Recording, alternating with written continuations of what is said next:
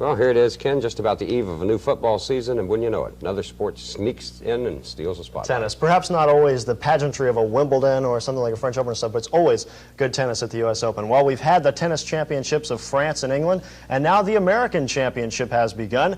The U.S. Open at the National Tennis Center in New York, and men's top seed Ivan Lendl barely broke a sweat, though he broke Barry Moyer of South Africa big time. 6-love, 6-love, and 6-love. Ouch. What is it about the U.S. Open that makes Lendl play so well? Everything just goes into my hand here. The balls, the court, the setting, can stay home. That's just such a big advantage. Meantime, the number 8 seed John McEnroe in the far court looked back at Matt Anger from the long end of a 6-3, 6-2, and 2 score. Other men's seeds advancing: number 13 Brad Gilbert, 14th seed Emilio Sanchez, and number 16 Anders Yared. So no upsets on the first day. On the ladies' side, Martina Navratilova had an easy time with Kate Gompert, 6-1 and 6-1 the scores. Now, for the first time in a while, Martina is not the top women's seed at Flushing Meadows. She's number 2 behind Steffi Graf, but that really doesn't bother her. The little pressure's off, but still, I mean, I feel that I want to win the tournament, and it wouldn't matter whether I go into it seeded number 1 or number 2. Graf will play her opening match tomorrow. Meanwhile, 4th seed Hanna Mandlikova, number 7 Zina Garrison, 9th seed Claudia Kota-Kilsch, and the 14th seed Katarina Lindqvist all advanced. One upset, 15th seed Barbara Potter, ousted by Akiko Kijimota.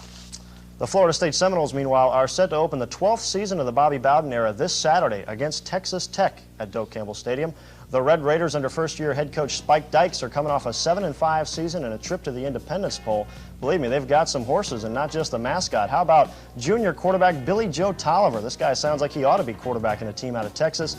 His main target is wide receiver Wayne Walker.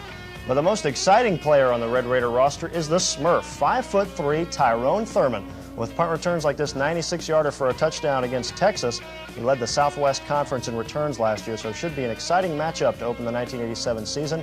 Texas Tech at Doak Campbell Stadium at 7 o'clock on Saturday.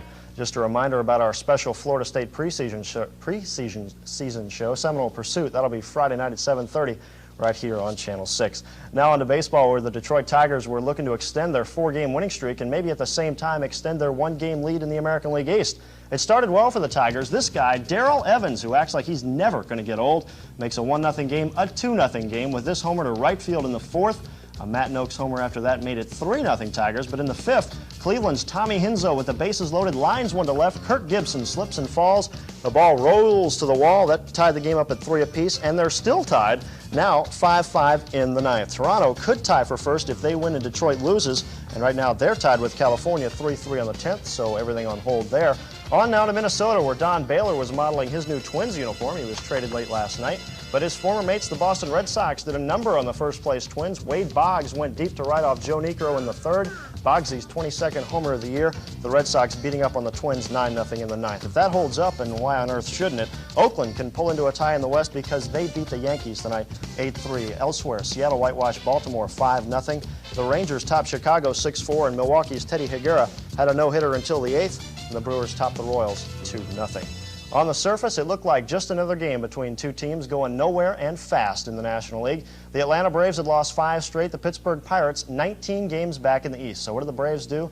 Well, you see, they went straight down the Allegheny River and took a right. You can't miss it. Three River Stadium right there on the right. And in the top of the 2nd, Ted Simmons made sure this ball would find its way safely into the right field seats.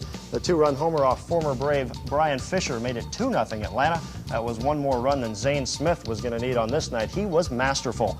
A complete game 4-hitter, struck out 8 for his 15th win of the year. Atlanta snaps her 5-game losing streak 4-0 over the Pirates. Elsewhere, National League, the Mets tied with San Diego in the 4th out on the coast. The Cubs lead Houston 3-1 in the 9th. Cincinnati and St. Louis going at it at Busch Stadium. The Reds lead at 7-3 late. 2 games just underway. The Phillies at LA, and the Expos are in San Francisco. Former big league pitcher Denny McLain should be out of jail by the end of the week. Today, a federal judge in Tampa set bond at $200,000 for McLain, who's serving a 23-year prison term for racketeering.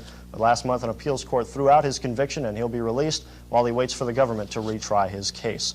The Wednesday fishing wastes no time, folks. The best period starting about 6 in the morning and hitting the excellent range by 6:30, staying good all the way until about noon. And the Daily Double at the Jefferson County Kennel Club tonight, the 3-8 combo paid $56.20. And Frank, that's sports. Well, I'll tell you what, not only that sports tonight, but you all have been working pretty hard on that pregame, I understand. I think it's going to be pretty nice. People tune in at 7:30, half hour on the opening of the season, and I'm looking forward to it. And that's Friday night, right? Friday night, 7:30.